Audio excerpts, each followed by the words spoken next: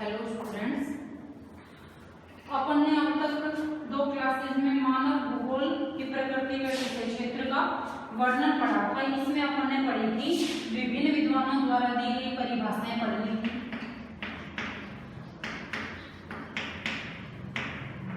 परिभाषाएं पढ़ ली थी, अलग अलग रेड जेल ने दी थी, सैंपल ब्लास ने दी थी, वो परिभाषाएं पढ़ ली थी। उसके बाद मानव भूगोल की प्रकृति पढ़ ली थी अपन ने।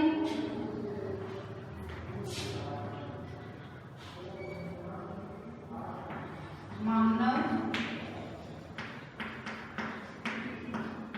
भूगोल की प्रकृति किस प्रकार की है, जैसे इसमें किसका अध्ययन किया जाता है, और विषय क्षेत्र पढ़ लिया था अपन ने।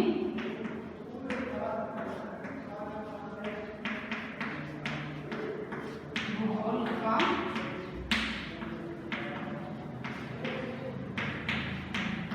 विषय क्षेत्र। इसके बाद अपन ने पढ़ा था मानव भूगोल का विकास।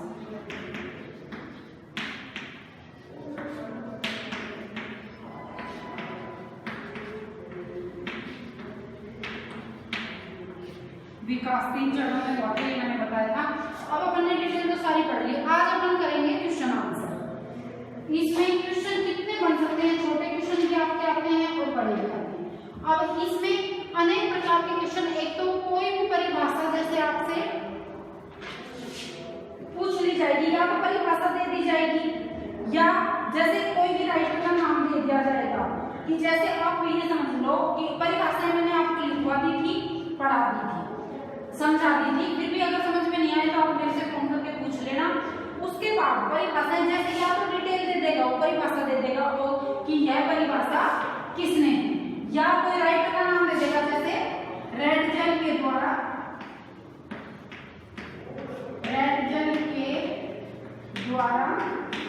दी गई परिभाषा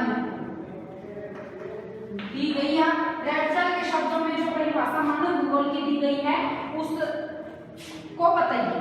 तो इस प्रकार के ये क्वेश्चन बनते हैं। तो अब रेडजन ने आपको पता होना चाहिए कि रेडजन ने कौन सी परिभाषा दी थी।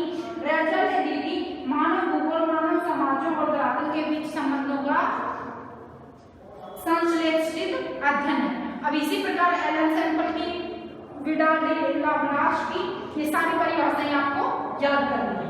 तो इनमें से किसी भी प्रकार का क्वेश्चन या तो वो परिभाषा दे देगा कि इसके राइटर कौन है, ये परिभाषा किस भूगोलवेता के द्वारा दी गई है, या आपको ये बता देगा कि इस भूगोलवेता ने कौन सी परिभाषा दी है मानव भूगोल की। तो उसमें आपको ये 4-5 जो परिभाषाएं आपने लिखवाई थी वो याद करनी है। उसके बाद मानव भूगोल की प्रकृति। प्रकृति क्या है, इसमें मैंने बताया था कि इसमें किसका अध्ययन करते हैं अपन, मानव के क्रियाकलापों का प्रकृति में जो वो प्राकृतिक वातावरण में जो भी वो बदलाव करता है मानव के द्वारा, उन चीजों का अध्ययन अपन करते हैं। तो प्रकृति का और मानव का क्या संबंध है, इस चीज का अध्ययन प्रकृति में किया जाता है। ठीक है। अब विषय क्षेत्र में बताया था, विषय क्षेत्र में आपने अंतिकर्जन के द्वारा दी गई 5 विषय क्षेत्र माने थे। इन्होंने अंतिकर्जन ने 2 प्रकार के बताए थे, भौतिक दशाएं और मानवीय दशाएं 2 बताई थी। उसके बाद विषय क्षेत्र को इन विषयों का अध्ययन करते हैं। इसके 6 पॉइंट बताए थे मैंने। सबसे पहला था जनसंख्या, दूसरा था प्राकृतिक प्रदेशों के संसाधन, तीसरा था सांस्कृतिक वातावरण, चौथा है कालीन अनुकरण, ये मैंने समझा दिए थे, नियोजन व प्रादेशिक संगठन, अन्य प्रदेशों से संबंध किस प्रकार के हैं। मतलब ये है कि मानव भूगोल में कौन कौन से विषयों का अपन अध्ययन कर सकते हैं, कौन कौन से विषयों का, या किस प्रकार से अध्ययन करेंगे अपन को मानव भूगोल का ज्ञान हो जाए। अब मानव भूगोल का विकास ये 3 चरणों में बताया था मैंने, प्राचीन काल, मध्यकाल और आधुनिक काल। अब प्राचीन काल में बहुत ही कम विकास हुआ था, प्रकृति को ज्यादा मानते थे। फिर धीरे धीरे मध्यकाल में विकास हुआ, और ये अलग अलग भी आपसे क्वेश्चन पूछ सकते हैं कि मध्यकाल में, जैसे इसमें किसी प्रकार क्वेश्चन बन सकते हैं, मध्यकाल में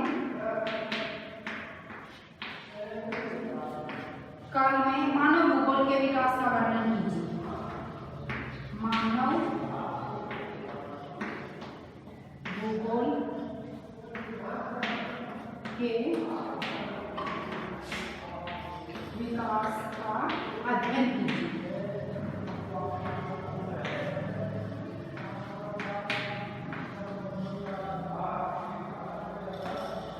ठीक है, किसी भी प्रकार या इस मध्यकाल की बजाय पूछ सकता है आधुनिक काल में।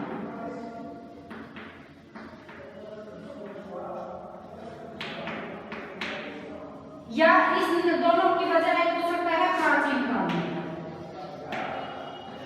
ठीक है, तो आपको ये याद रखना है, ये मैंने तुम्हें पहले समझा दिया था कि अपन को यह ध्यान रखना है। अब पूरे लेसन का हमने अध्ययन कर लिया है, तो इसमें आपके मैं बताती हूँ किस प्रकार के क्वेश्चन बनते हैं।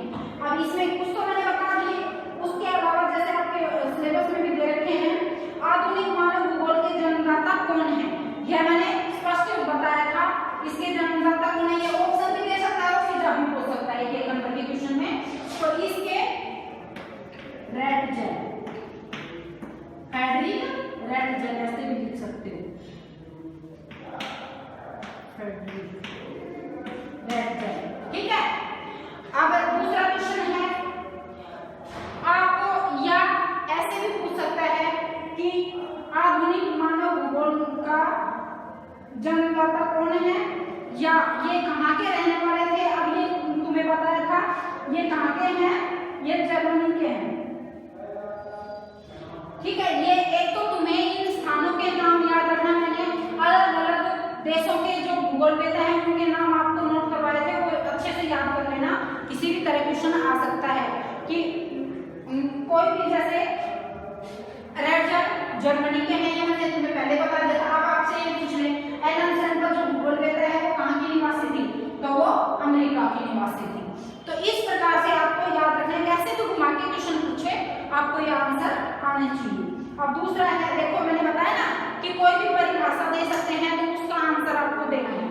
अब मानव भूगोल चंचल मानव और अस्थायी पृथ्वी के पारस्परिक परिवर्तन संबंधों का अध्ययन परिभाषा किसने दी है। मानव भूगोल चंचल मानव और अस्थायी पृथ्वी के पारस्परिक परिवर्तन संबंधों का अध्ययन है, यह परिभाषा किसने दी है, यह परिभाषा भी फ्रेडरिक रेडजेल ने दी है। अब ये चाहे तो ऑप्शन दे दे, चाहे आपसे सीधा क्वेश्चन पूछ ले, तो ऑप्शन में भी आपको याद रहना चाहिए। अब मैंने जो विचारधाराएं बताई थी, अपन ने आधुनिक जो काल है उसमें वर्णन किया था कि अनेक विचारधाराएं, 3 प्रकार की जो विचारधाराएं बताई थी, उनमें तीनों के आपको किसने इनकी संस्था, मतलब इनकी स्थापना की, कौन सी विचारधारा को मानने वाला कौन सा विद्वान है, ये विचारधाराएं कौन सी हैं। विचारधाराएं कौन कौन सी विचारधाराएं थी, पहला था निश्चयवाद,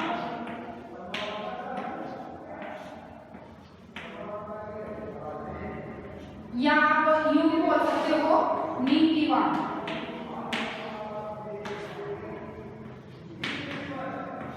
नीतिवादी, ठीक है। अब दूसरी विचारधारा कौन सी है, दूसरी थी संभववाद। मैंने इनके संस्थापक बताए थे कि कौन सी विचारधारा को मानने वाले कौन से हैं। अब आपको याद होना चाहिए, तीसरी है नव नीतिवाद। ठीक है, या इसका दूसरा नाम है रूपो और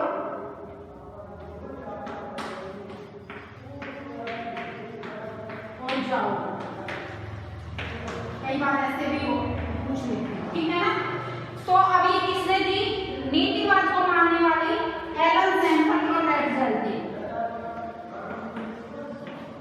एलन सैम्पल जो रेडजेल की सैंपल की। अब संभववाद को मानने वाले कौन से हैं, बताओ। आपने पढ़ा है ना, संभववाद की विचारधारा किसने दी थी,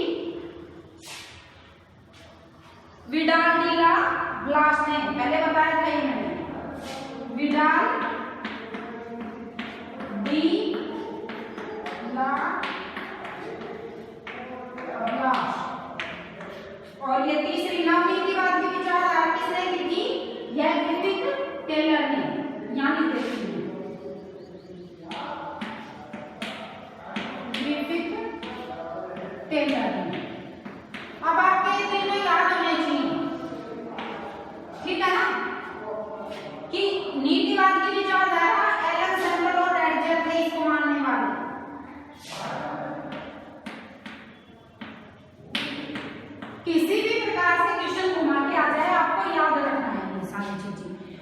अब उसके बाद है निम्न में से कौन फ्रांसीसी भूगोलवेत्ता नहीं है। अब ये मैंने फ्रांस के, जर्मनी के ये सारे आपको लिखवाए थे, तो उनमें से आपके ये नाम दे रखे हैं, आपको ये याद भी करने हैं साथ साथ। तो आप अगर पढ़ोगे, याद करोगे पूरे लेसन को, तो आसानी से आंसर दे पाओगे। देखो ब्रोंस, जिमांजिया और रिटर, फ्रांसीसी भूगोलवेत्ता। तो ये तीनों तो फ्रांसीसी भूगोलवेत्ता हैं, ब्लाश, ब्रोंस और डिमांजिया सॉरी। और ये रेटजल कहानी का रिटर कहाँ का था? ये जर्मनी का ही था। रिटर भी कहाँ का था? रिटर था जर्मनी का, और रेटजल भी जर्मनी का ही था। तो इसका आंसर क्या आएगा? रिटर। ये फ्रांस का नहीं है, ये जर्मनी का है। अब आगे क्वेश्चन है, रेटजल की पुस्तक का नाम। ये मैंने सबसे पहले भी बताया था, रेटजल की फेमस पुस्तक है, उसमें इन्होंने मानव भूगोल का वर्णन किया है। उसका क्या नाम है? एंथ्रोपोजोग्राफी। ठीक है, एंथ्रोपोजोग्राफी, ये इसकी पुस्तक का नाम है। ये आपको याद रखना। अभी फिर अगला क्वेश्चन आ गया, संभववाद की विचारधारा किसने दी। अब या तो ऑप्शन में भी पूछ सकता है आपसे, या आपको सीधा एक या दो नंबर, एक नंबर का क्वेश्चन सीधा भी है कि संभववाद की विचारधारा किसने दी थी? विडाल या ब्लाश ने। अब प्राचीन सभ्यताओं के प्रमुख केंद्र कौन कौन से थे? ये अपन ने पढ़ा था। प्राचीन सभ्यताओं के केंद्र थे रोम, यूनान, चीन और भारत। ये अपने पढ़े थे ना, भारत, चीन, मिस्र, यूनान, रोम, इनमें प्राचीन जो सभ्यताएं हैं वो पाई गई हैं। ठीक है, अब आगे है मानव भूगोल की प्रकृति का वर्णन इसमें दे के रखा है। मैंने आपको 3 बार ये समझा भी दिया कि मानव भूगोल में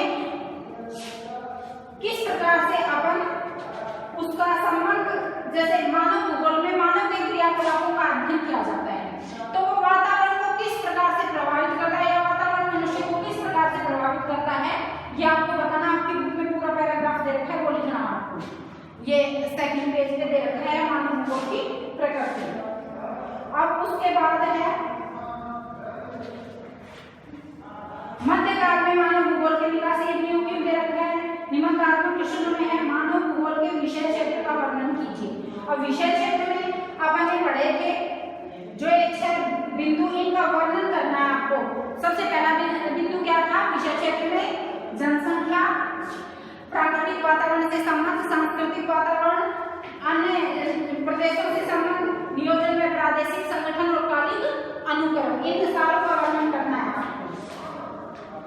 आधुनिक काल में मानव भूगोल का विकास समझे। आधुनिक काल में जो तीनों विचारधाराएं हैं आपको लिखनी है ढंग से, कौन कौन से भूगोलवेत्ताओं ने दी है, ये स्पष्ट रूप से दे रखा है। तो आपको ये नोटबुक में ये क्वेश्चन आंसर नोट भी करने हैं और आपको लर्न भी करनी है। और जो भी कुछ समझ में नहीं आए तो आप मेरे से फोन करके पूछ सकते हो कि इसका क्या हो। अच्छे से ये पढ़ लेना। अगर फिर भी कुछ समझ में नहीं आ रहा तो आप मेरे से पर्सनली पूछ लेना। अब इसके अलावा मैंने बता दिया जितने भी क्वेश्चन इसमें बन रहे थे, मानव भूगोल की परिभाषा, ये 4 ही पॉइंट है इस लेसन में। मानव भूगोल की परिभाषा मैंने लिखवा दी है आपको। मानव भूगोल की प्रकृति भी ये समझा दिया था ढंग से। मानव भूगोल का विषय क्षेत्र में कि इसमें कौन कौन से विषयों का अध्ययन करके मानव भूगोल का ज्ञान प्राप्त करते हैं, कि वहाँ की जनसंख्या किस प्रकार की, अच्छे से मैंने समझा दिया था। जनसंख्या किस प्रकार से रह रही है और उसका क्या वातावरण में प्रभाव पड़ रहा है, इस प्रकार से। अब मानव भूगोल का विकास है 3 चरणों में समझाया था। प्राचीन काल, मध्यकाल और आधुनिक काल। आधुनिक काल में अनेक विचारधाराएं सामने आई थी अपने, उनमें थे नीतिवाद, संभववाद और नवनीतिवाद। नीतिवाद में प्रकृति ज्यादा प्रभावी होती है, प्रकृति के अनुसार ही मनुष्य को रहना पड़ता है। और संभववाद में ये मानते हैं विचारधारा को मानने वाले लोग कि प्रकृति के अनुसार अपन नहीं रह सकते, प्रकृति में वो परिवर्तन की भी संभावना है। मनुष्य अपनी बुद्धि से उसमें परिवर्तन करके उसको अपने अनुरूप ढाल सकता है। इसको उदाहरण मैंने दिए थे। और नवनिश्चयवाद, इन दोनों के